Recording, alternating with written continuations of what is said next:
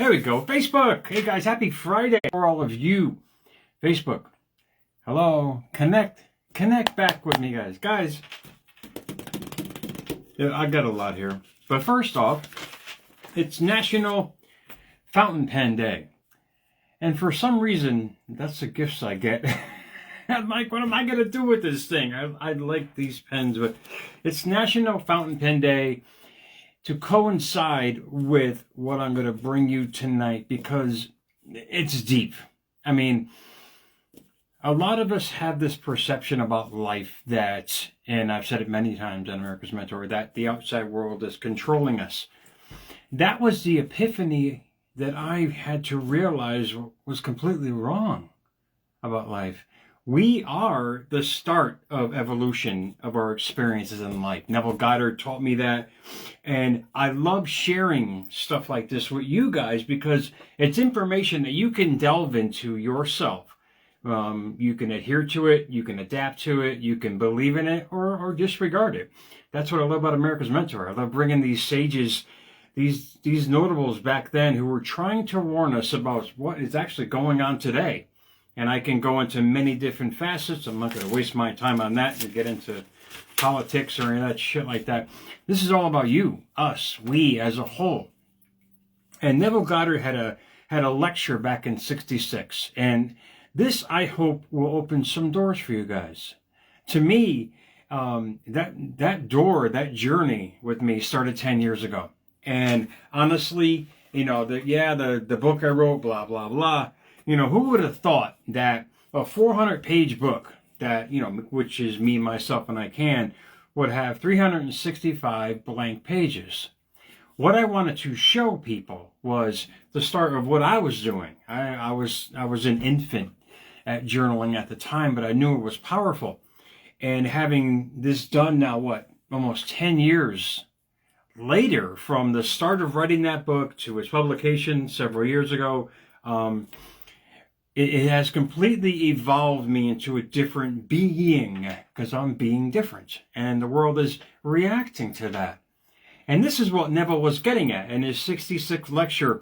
I think it was 66 or 68 lecture that when I first listened to it, I didn't understand it because he was talking about how we evolved from the inside out. And to me, that was the start of it when I realized I was evolving my life from the inside out rather from taking life from the outside in. Life really started to change in a lot of ways. And to this day, I love waking up and I love creating these synchronicities that I want to experience every day. You have the power. We all have the same power to do that. We all have to get past this non-belief of that shit. Whether you're a believer in spirituality or you believe in rocks and crystals, we are all energy beings. And when you get past the rhetoric that life has taught you, and realize how truly powerful you are, all of this makes sense.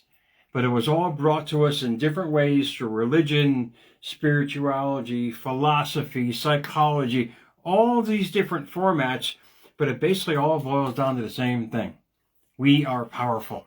And this is something that you guys have to grasp on for yourself and realize that we can create the most amazing life, or we can destroy this amazing time here in our lives. So I'm going to read you a quick segment from Neville's lecture. And I'm looking at it now, it's like, wow. I mean, if you guys can grasp these words for yourself, you're going to realize the true power that you have. He starts by saying, to remove a lifetime of negative energy and transforms one's destiny. It's essential to understand that your outer world is a direct reflection of your inner state. Think about that, guys.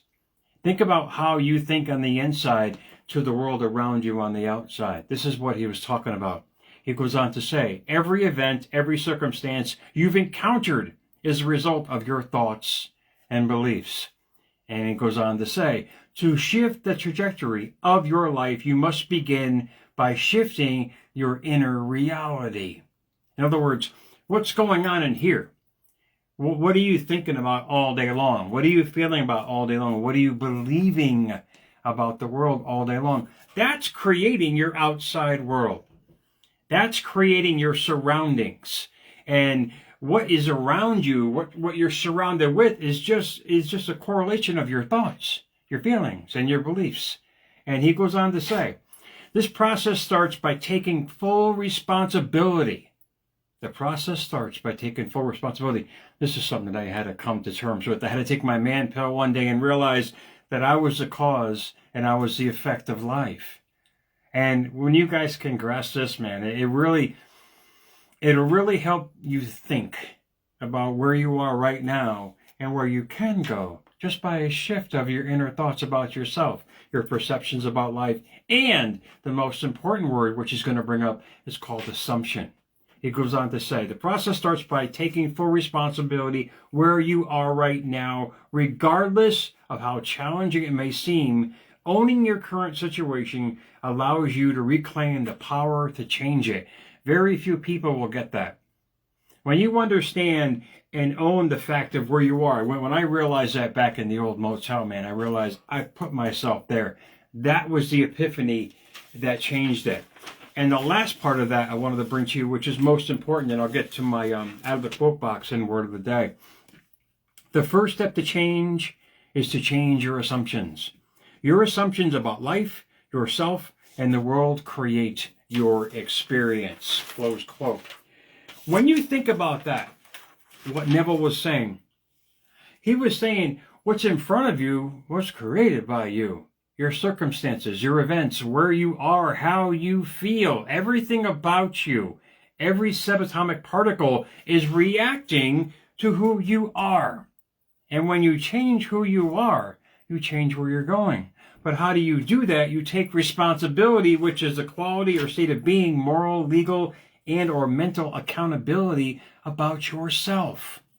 And from there you realize this amazing word that I brought up to you is called assumption. Assumption is an assuming that something is true.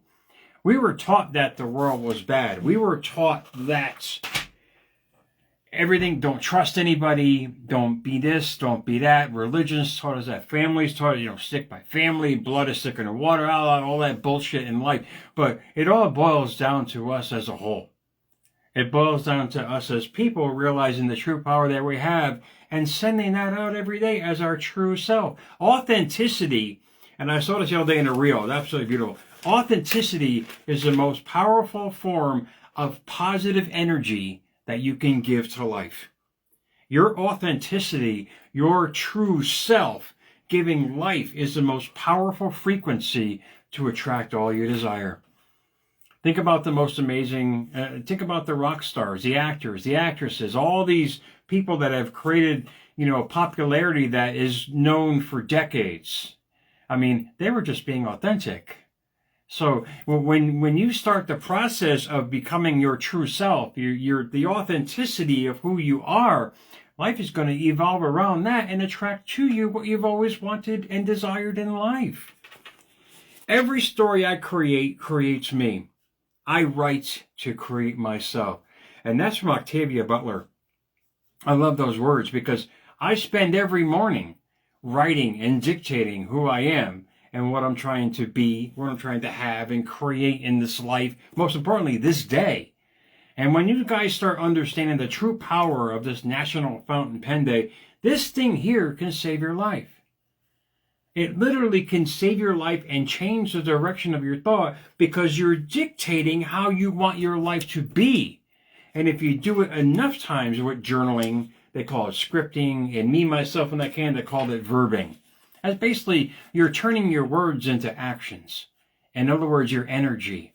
You're sending out a different form of you. And when you start realizing that what you're putting on paper, putting pen to paper, to me, I didn't realize the power of it. I didn't realize how powerful it was until I started seeing the synchronicities I was creating from writing on that paper. And it's not just sitting here in silence and writing on paper. No, I jack buds in my ear. I'll play some emotional music in the background, very soft, and it really gets you in the mood. So if you start journaling your life every day, how it's going to be, watch. And you put a lot of emotion and belief in that and change your assumptions about life and most importantly yourself, you're going to start seeing those synchronicities to match what you're writing or meditating on or thinking about every day. Journaling to me was the start, was the seed I was planting, the emotional seed I was planting in my mind every day of the Jerry I've always wanted to be. And I keep following that with my authenticity about myself. And this is what you guys can do for yourself. You know, don't conform to this world, but be transformed by the renewing of your mind. I mean, those aren't idle words or abstract thoughts of deceased notables writing scripture. These guys knew quantum physics. They knew the meta science and how the mind works. They were trying to warn us. They were trying to say, look, if you can be your true self, you're going to attract to yourself what you want for yourself. It's really that simple, but it's so powerful that people can't believe it. They can't believe that just thinking about, feeling about, and getting emotionally involved in that vortex of thought of who you want to be will create that. It's just, they can't believe it. And that, I understand that. I get it. I really do. But all I'm here to tell you and to say, look, I am in this quest to truly understand it and have been trying for 10 years. And I've seen the most amazing results from that authenticity of just me being me and sharing it on a grand scale, whether it be Facebook, quotes, writing, whatever it might be. And I could have never done that 10 years ago because I wasn't being my true self, because I was taught to not be my true self. This is the paradigm of thinking. This is the paradox that we were taught. You can't be yourself. You can't do that.